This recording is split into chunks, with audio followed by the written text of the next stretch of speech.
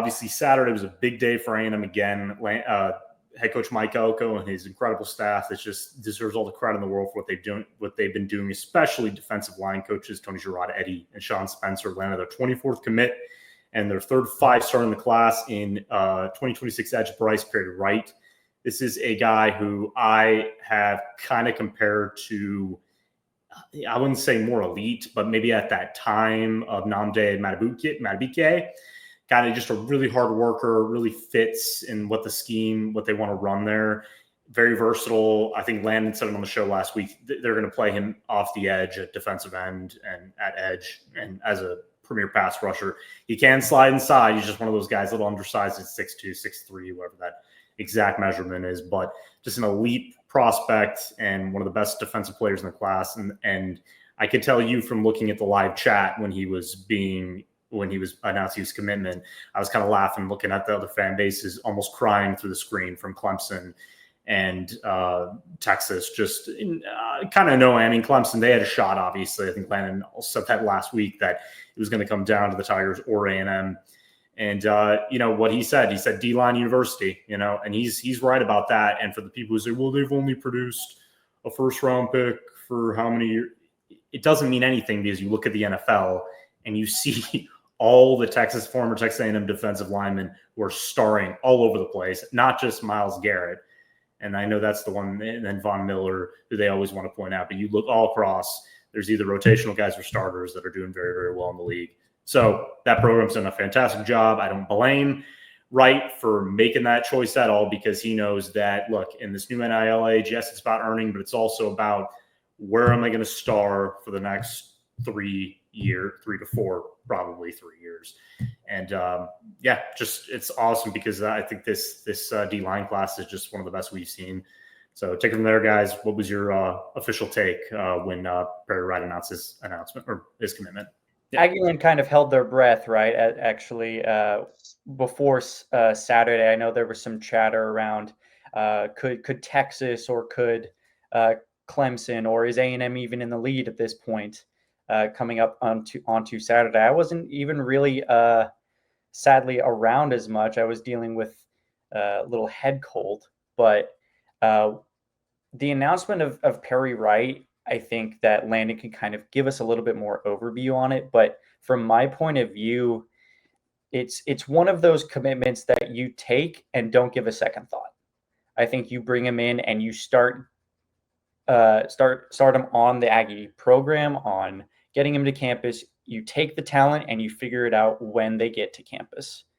At least that's my view on it. I think Landon can kind of give us a little bit more insight on the commitment itself. Sure. You always take a kid like that. Yeah. I always thought it was A&M or Clemson in that one. Actually, right when the commitment happened after, I was told that he silenced to the coaching staff about a week before he committed. I want to say it was shortly after his official visit. But yeah, he's a kid that you take 10 out of 10 times. In my opinion, I've heard some people say Nick Scorton, a smaller height-wise end that he will play like Nick Scorton, similar height, similar measurements, and all that stuff. But yeah, you take this kid 10 out of 10 times. Yeah, no, I was actually one of the guys. I think other people said that. I just see Nick Scorton all over the place because of the strength, the natural athleticism, and size is always kind of funny to me because you see those edge guys that come out that are 6'5", 6'6", long armed, could play basketball, and they see. And I'm trying to think of the. I'm kind of blanking with the former Texas Tech edge that became a first-round pick for the Raiders, who played for A&M. Larry Wilson. Yes, thank you. Which I think Aggie fans who remember him know that he was always misused. If he was in a different scheme with A&M and actually used properly, he could end up being that elite player he was with Texas Tech. Obviously, a project player in the NFL, but somebody, and with that type of length, you always see just immense first-round potential.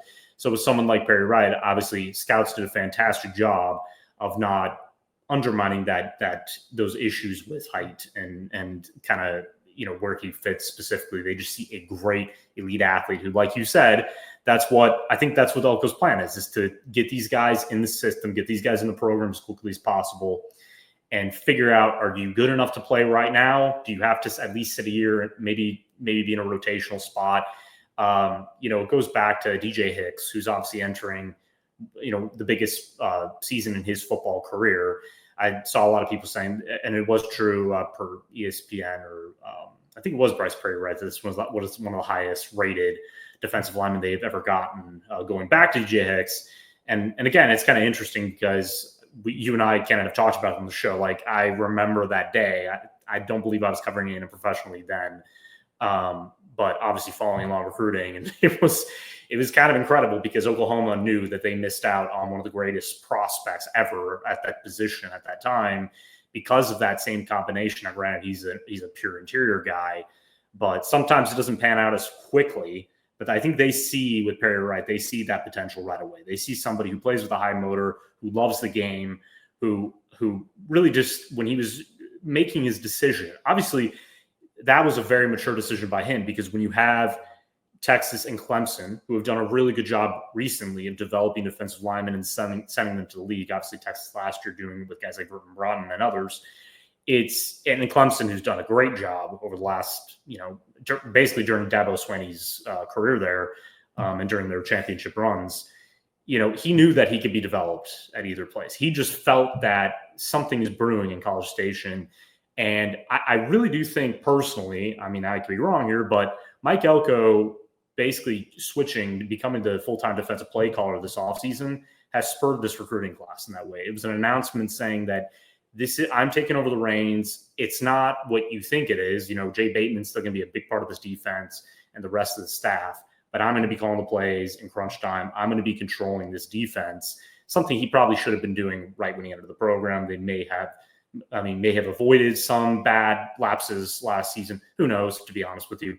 But right now, I think that's a message to these guys. And my staff's going to develop you, and I'm going to be calling these defensive plays. I'm going to be lining you up perfectly. I've talked about this week, Cassius Howell, obviously entering his final season, as we all know, with Texas A&M, Bowling Green transfer last season. He is going to be as good as Elko helps him, right? Because how they line him up as a pass rusher, as a jack, as an off-ball guy in certain situations, but really as a premier pass rusher to take full advantage of his arsenal. This could be somebody who's going to lead the team in sacks and end up maybe shooting himself up to a high second or low first-round pick. And that's the importance of having someone like Elko calling plays and helping with development structure with guys like Perry Wright. So I was not surprised, but I agree with both you guys. I was kind of, I had heard so many things. I saw the predictions. Obviously, they were late in the week. And, it's just Clemson, who has thrived off of recruiting. Swinney's not a big fan of the transfer portal. Obviously, he's been vocal about that. They usually get these type of guys. So the fact that just A&M keeps stacking up this level of talent is not a surprise to me, because they believe in what this program is building.